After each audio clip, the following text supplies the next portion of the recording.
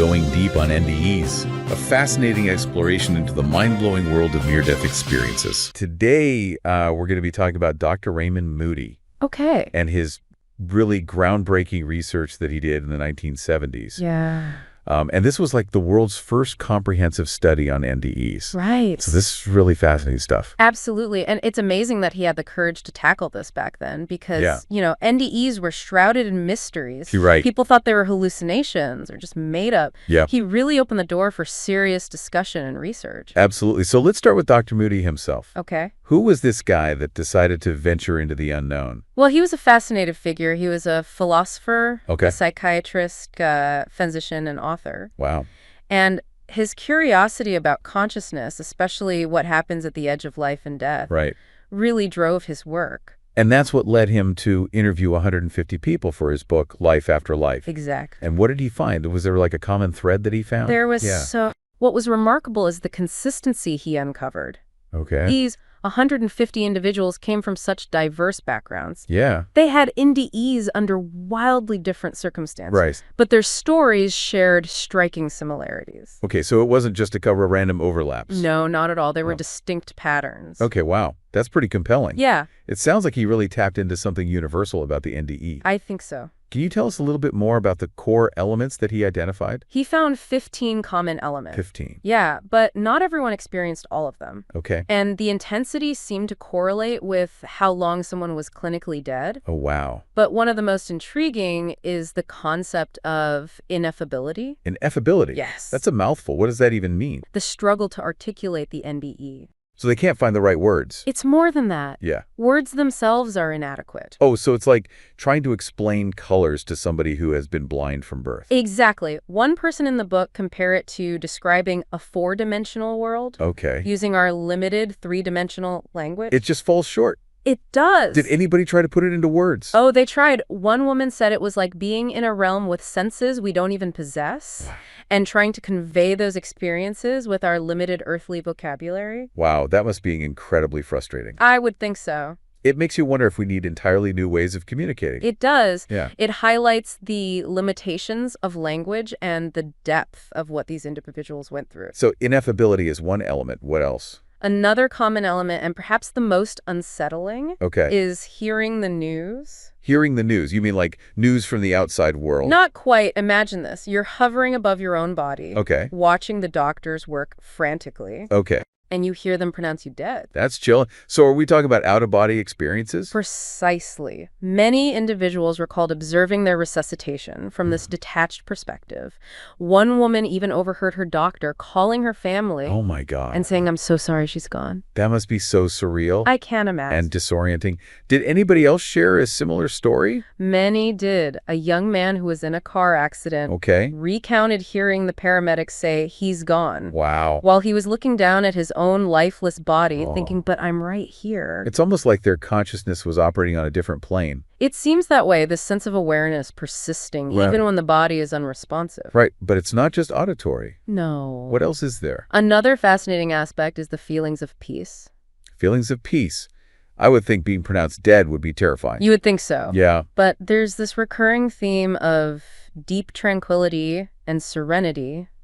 Despite what should be a life or death crisis, one man, after suffering a serious head injury, Okay. described feeling a profound peace, Wow. a complete absence of worry or fear. Like the fear of death just evaporates. Yeah. Seems that way. Another person who was revived after a heart attack said it felt like all the weight of the world just lifted off. Wow. So alongside ineffability and hearing the news, we have this profound sense of peace. That's right. Did Dr. Moody find any other common sensory experiences? He did. Many people describe hearing a distinct noise, Okay. often a buzzing or ringing, sometimes even a whooshing sound. So not like the stereotypical harp music? Not exactly. Or angelic choirs? Some did report hearing beautiful music, Okay. but others described it as more of a humming vibration. Interesting. One person likened it to wind chimes and a gentle breeze. Okay, so it seems like the auditory experiences varied quite a bit. They did. What about visual sensations? Did anybody describe anything striking? This is where it gets really interesting. Okay. Many individuals reported moving through a dark tunnel Okay. or a void-like space. Ah, the famous tunnel. Yes, That's become almost synonymous with NDEs. it has, and Dr. Moody's work played a big part in solidifying that imagery. So it wasn't like a thing before, Well, it was, but he really brought it to the forefront. right? One man who had an NDE as a child Okay. said it was like moving through a long, dark sewer pipe with a rhythmic ringing sound. Interesting. There's that auditory element again. Did anybody else have a similar tunnel experience? Many did. Another person described it as being sucked through a black vacuum at warp speed, Wow. almost like a roller coaster ride. It's fascinating how consistent these descriptions are. It is. Even though they're coming from different people, different backgrounds, I know. this tunnel seems to be a powerful, recurring visual element. Absolutely. And often at the end of this tunnel, Yeah. people encounter a brilliant light. The legendary light at the end of the tunnel. Exactly. I'm guessing this came up a lot in Dr. Moody's interviews. It was incredibly common, but it wasn't just any light. Okay. It was often perceived as a being of light radiating warmth and love. So not just a visual phenomenon, but something more conscious and intelligent. That's how many people described it. This being of light seemed to communicate with them, Okay. not through words, but through a kind of direct mind-to-mind connection. Wow. That opens up a whole new world of questions.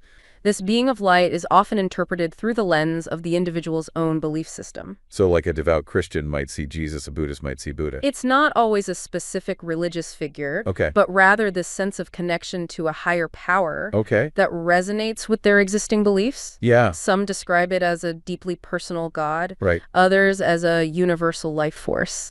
Did anybody actually describe what it looked like? Not really. Most just described an overwhelming light, Okay. often white or golden, Mm-hmm. radiating warmth and love. Okay. The focus wasn't so much on a specific form, Right. but on the feeling that it evoked. Yeah. One woman described it as a pure, crystal clear light, Okay. an illuminating white light, Okay. and emphasized the feeling of pure love emanating from it. So you mentioned communication. How does that work if there's no talking? It's often described as a direct mind-to-mind transfer of thoughts and emotions. So like telepathy. You could say that no words are needed Okay. because understanding just flows effortlessly Wow. between the individual and the being of light. So what kind of information is being shared? One of the most common themes is a life review. A life review. Yes, the being of light presents a panoramic view of the individual's life, Okay. highlighting key moments. Like a highlight reel of their entire life. Kind of. It's described as an incredibly vivid Okay. and rapid experience where events are relived with intense clarity, Okay. almost like a fast-forward replay of your life, but with heightened emotions and insight. Does it feel judgmental?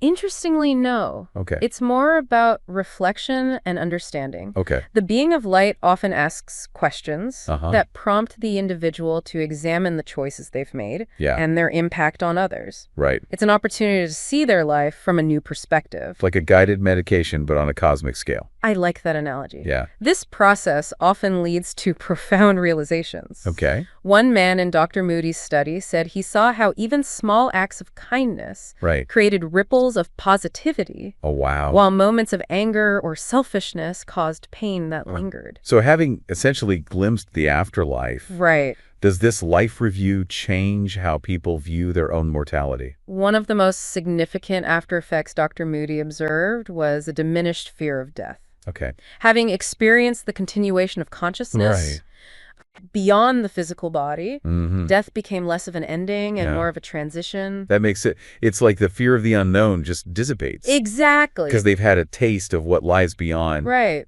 Did people's spiritual beliefs change after an NDE? NDEs often led to a shift in spiritual perspectives. Okay. Even for those who had strong religious convictions beforehand. Okay. It wasn't about abandoning their faith, but Okay. deepening it and Oh. incorporating this new understanding of consciousness and the afterlife. So their beliefs became less about dogma? Exactly, Yeah. and more about personal experience. I can see that. And would that affect how they live their lives after the NDE? He observed that many individuals return from their NDEs Okay. with a renewed sense of purpose Right.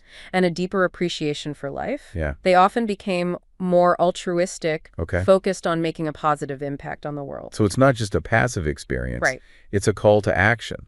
In many ways, yes. It's a wake-up call that inspires them to live more authentically, Okay. nurture their relationships, and contribute to something larger than themselves. Right. One man said he no longer worried about trivial things. Okay. He quit his stressful job Wow. and dedicated his time to volunteering at a children's hospital. That's inspiring. But I imagine it's not always easy to integrate such a profound experience Right. back into everyday life. One of the challenges many NDers face is the difficulty of sharing their experience with others. Why is that? You'd think people would be fascinated. You'd think so, but in the 1970s, Yeah. NDEs were even less understood than they are today. Right. People often encountered skepticism, disbelief, Really? or even ridicule when they tried to share their story. Wow. So they were basically told they had imagined it Exactly. or were making it up. It was often dismissed as a hallucination or Yeah. a side effect of medication. Wow. Imagine having this life-altering experience. Right. And then being told it wasn't real. That must have been incredibly isolating. It must have been. It seems like Dr. Moody's work was crucial Yeah. in giving a voice to these individuals and legitimizing their experiences. Absolutely. Life After Life opened up a space for dialogue research Exactly. and understanding. It gave people a framework Yes. for interpreting their own experiences Right. and help them feel less alone. Absolutely. What a powerful legacy. We've covered a lot. We have. The tunnel, the being of light, the life review, Right. and the lasting impact of these experiences. Yeah, Is there anything else that stood out in Dr. Moody's research there is that we haven't touched on yet? one more element that deserves attention, the idea of a border or limit. A border, what does that mean? Some individuals describe encountering a boundary Okay. during their NDE, Okay. often visualized as a line of fence, Okay. a body of water, or even a mist. Like a point of no return? It's often perceived that way. Okay. In some cases, individuals feel they could cross this border Yeah. and move further into the afterlife, Okay. but something draws them back. What causes that? Is it a conscious choice or something else? It varies. Some feel it's their own decision to return, Okay. driven by a sense of responsibility to loved ones Right. or unfinished business in their lives. Okay. Others feel they're sent back by a higher power Right. with a specific purpose or mission to fulfill. Do any of the stories from Life After Life kind of stand out as examples of this border experience? One woman described feeling like she was on a ship Okay. sailing towards a distant shore Okay. where deceased loved ones were waiting for her. Okay. She could see them beckoning, Wow. but she felt a strong resistance to joining them. Interesting. She was eventually drawn back against her wishes, Oh, wow. with the sense that her time had not yet come. It sounds like a tug of war between this world and the next. That's a great way to put it. Yeah. Another individual described approaching a gray mist and feeling that crossing it would mean entering the afterlife. Okay. He was met by a deceased relative who told him, "Go back, your work on Earth has not been completed." It makes you wonder about the nature of our existence. It does. Like there's a plan, even if we don't fully understand it. Exactly. It raises profound questions about life, death, Right. and what might lie beyond. This has been an incredible journey so far. It does. I can definitely see why Dr. Moody's work ignited such widespread fascination with NDEs. He challenged conventional thinking about consciousness and the afterlife, Yeah. and it continues to inspire research and exploration to this day. So we talked about individuals being drawn back from that border Right. between life and death. Yeah. But how does that actual return to the physical body happen? Is it a gradual process or is it more like flipping a switch? It's often described as being just as sudden and jarring as the initial departure. Really? Yeah, imagine going from this expansive, transcendent realm Okay. back into a physical body Right. that might be in pain or distress. Yeah, that sounds like a recipe for sensory overload. It can be. Do any of Dr. Moody's interviewees describe what that transition felt like? Some recall a feeling of being pulled back through that same tunnel Okay. that they entered through, like a reverse journey. Okay. Others describe a more abrupt sensation, Right. like a sudden jolt or a feeling of falling back into their body. Huh. One woman who had an out-of-body experience during surgery said it felt like a ton of bricks suddenly dropping back onto her. Wow, that must be so disorienting. It is, especially for those who are in that peaceful state with the being of light. Right, right. It's almost like being ripped away from paradise. It makes you wonder if that sense of displacement ever fades. Yeah. Did these individuals ever fully readjust to life after having such a profound experience? Many describe this feeling of longing for that other realm, Right. a sense that they didn't quite belong back here. Yeah. But for most, this feeling gradually gave way to a deeper appreciation for life Right. and a renewed sense of purpose. So like a reverse culture shock. Exactly. They've seen a glimpse of something extraordinary. Right. And now everyday life seems a bit dull by comparison. That's a great analogy. But instead of letting that disillusion them, right. they often channel that experience into positive change. Exactly. Dr. Moody found that NDers often became more compassionate, less materialistic, and more focused on personal growth. That's right. So in a way, the experience of dying helped them to truly live. I think so. That's beautiful. I'm thinking back to those who were told their work on Earth wasn't finished. Yeah. Did they talk about what that work entailed? It was very individual. For some of it was fulfilling family obligations, raising children, Right. or caring for aging parents. Okay. For others, it was pursuing a passion, Okay. completing a creative project, Right. or simply living a life of kindness and service. It's like they were given a second chance, not just to live, but to live more intentionally. Exactly. But even with this newfound purpose, I imagine it wasn't always easy to share their experiences. No, it wasn't. We talked earlier about the challenge of ineffability. Right. Many NDs struggled to put their experience into words. Yeah. And even when they could, they were often met with disbelief or ridicule. It's sad to think that something so profound could be dismissed so easily. It is. It highlights how important Dr. Moody's work was Absolutely. in validating these experiences and creating a space for open dialogue. Life Afterlife was groundbreaking. Yeah. It gave NDs a voice, helped them feel less alone, Right. and opened up new avenues for research into consciousness and the possibility of life after death. It's truly remarkable. We've covered so much ground today. We have the tunnel, the being of light, the life review, the border between life and death.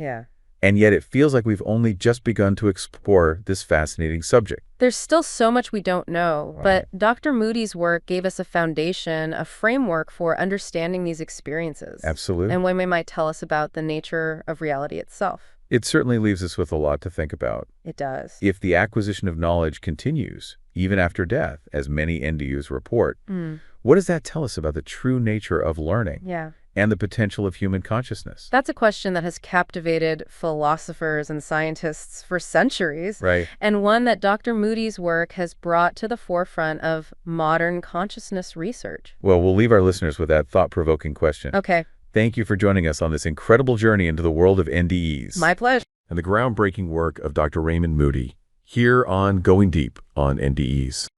Thank you for watching Going Deep on NDEs. Don't forget to like and subscribe. If you'd like to check out our other videos, please visit our channel page and make sure to click on the bell icon so you don't miss any new content. This has been Going Deep on NDEs, a fascinating exploration into the mind-blowing world of near-death experiences. Until next time.